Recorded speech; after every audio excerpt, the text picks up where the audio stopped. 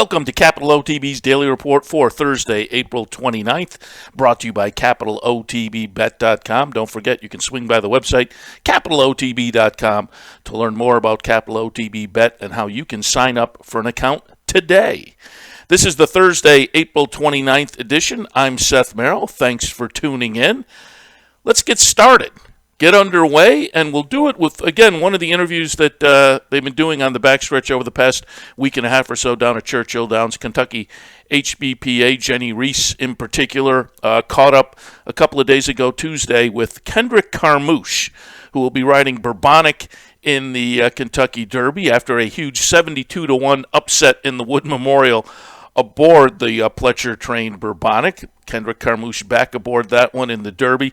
Kendrick, a great guy. I've interviewed him up at Saratoga on our Racing Across America show, and just always in a good mood, fun to talk to, enthusiastic. It was great to see last fall have Kendrick in the winner's circle after his first Grade 1 win in the Cigar Mile with True Timber. That was a lot of fun. I know a lot of people were rooting for Kendrick and were happy for him that day when he got his first Grade 1 win. And they root for him because he is such a nice guy. Also bringing some history to the event, potentially the first black jockey to win the Kentucky Derby since 1902, and there have been a number of articles over the past few days kind of highlighting that fact, and Kendrick in the interview talks a little bit about that history as well. So up next, let's hear a little bit from Kendrick Carmouche, who will be aboard Todd Pletcher-trained Bourbonic in Saturday's Kentucky Derby. First started, I rode with my dad probably for the first 4 months of my career, but it was wonderful riding with your pops. You were in Louisiana then. Yeah, Louisiana. I was in the mud. I was in the mud of Louisiana. And then went on to Texas. Went to Texas. Then I got a call from Randy Allen and Lisa Allen and Jack Service, and they wanted me to come to Philadelphia. And my parents told me never pass up on the opportunity, make the best of it, and I never looked back since. And went to New York, a couple years ago? I went to New York 6 years ago. It was time for me to move on a little.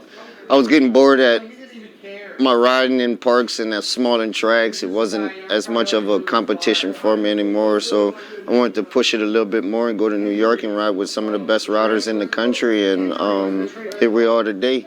How much better rider do you think you are now for having those 6 years riding against, John Velasquez and the Ortizes and Castellano and et cetera, et cetera? Well, just going to bigger tracks you had to figure out. That's one thing. But talent-wise, I mean, they just made me learn more tricks whenever I'm out there on the racetrack, and I tell you, I didn't grew as a rider probably another 5-6 lengths easy. It's just the things you have to do whenever you ride with the best riders in the country. You got to be trickery. You won your first Grade 1. I think a lot of people were surprised it was your first Grade 1 in the Cigar Mile. What was that like? Oh, that was wonderful. Everybody said the same to me about, oh man, we didn't know you didn't win a Grade 1. Well, I was at parks and the smaller tracks, and usually whenever they got good horses at the smaller track, they want the bigger jogs. But now since I'm in New York, that first Grade 1 was wonderful, man. I mean, it was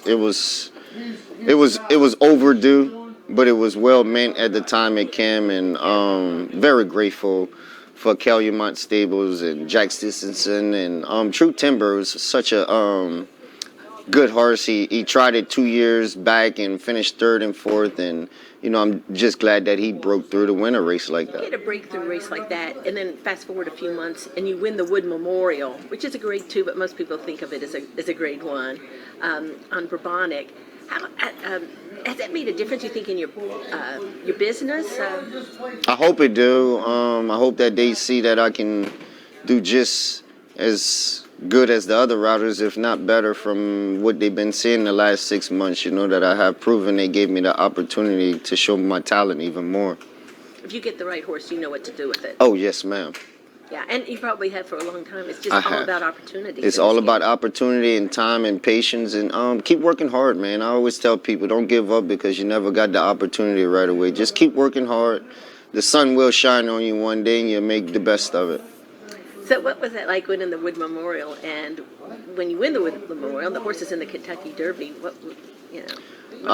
I mean, to be honest, the Wood Memorial by Bonnick, some feeling he gave me, I knew I was gonna win that race. It was just I had to work out my trip, and he gave me everything. And when I passed that wire first, the next thing I could have think of was the roses. And I'm here this Saturday, the first Saturday in May. I'm very pleased and happy with the opportunity all these owners and new trainers that came to the table gave me. And I'm just so proud. I'm very proud of myself that I never gave up years ago, knowing that they had more in this industry that I could have get to a higher standard. Did you come close to ever giving up?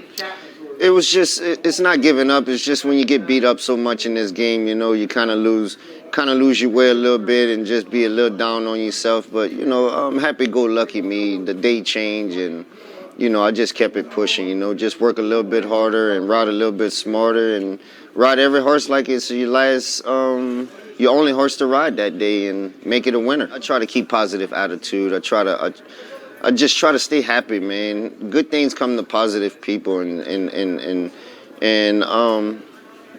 just people around you. They wanna surround themselves around you when they see a happy person and always joyful person. So my dad and my mom, and just stuck that in me from the time I was a kid until now, and it proven to work in life. Just be happy. Is your family coming up? Oh yes, mom, dad, brothers, sisters, they all coming up. It's gonna be a wonderful time.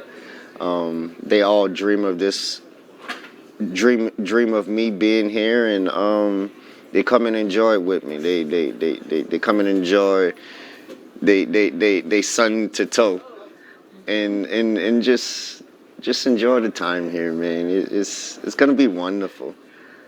I know you're Cajun heritage, right? Yes, you're from, Acadiana. Yes, ma'am. What town around Lafayette are you from? Oh, I was in Orneville, Karen Crow, Bro Bridge. All my family lived right in those areas, and it was always a joy growing up. I mean, we're a big family. The Cormuches are very big. They got plenty more, you know, that's connected with the Cormuches that are first cousins, second cousins, but I can only imagine how they feeling right now back home, watching me go to win the Kentucky Derby. You know, it's amazing, man. It's just amazing. I see my grandfather, and I got a couple guys upstairs up on top of me just pulling for me in heaven, you know. It's gonna be a good one. It's really gonna be a good one. And now you're married with children. Yes, my wife is Whitney, and I have a daughter named Olivia, and I have a son named Kendrick. And all of you, of course, be here. Oh, they're gonna be there. They can't wait. They can't wait. I mean, they teachers and all of them. They can't wait till they leave school to come back and bring the roses home. Were you ever concerned that they might go for another rider for the Derby, somebody who had Derby experience? No, I tend not to think that way. You know, you got to think positive towards yourself, and that they're gonna make the right decision for the horse, the owner.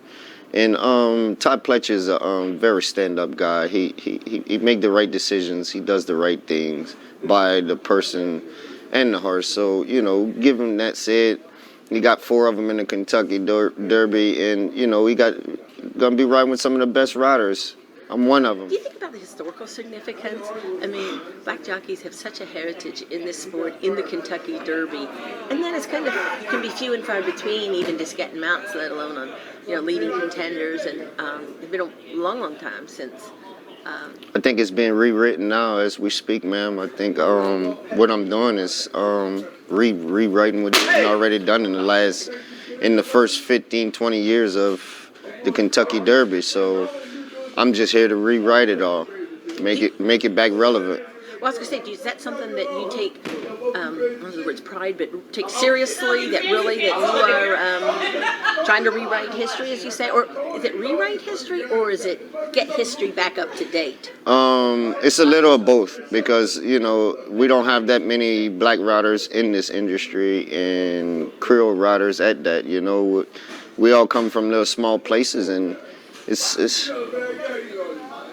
I feel like what I'm doing is gonna be in the history books. Are you getting pointers from any of these guys here? Nah. I speak to myself. I do my own pointers in my own brain. You know, you got to do it. Yeah. You got to do it that way, Yeah. and go from there.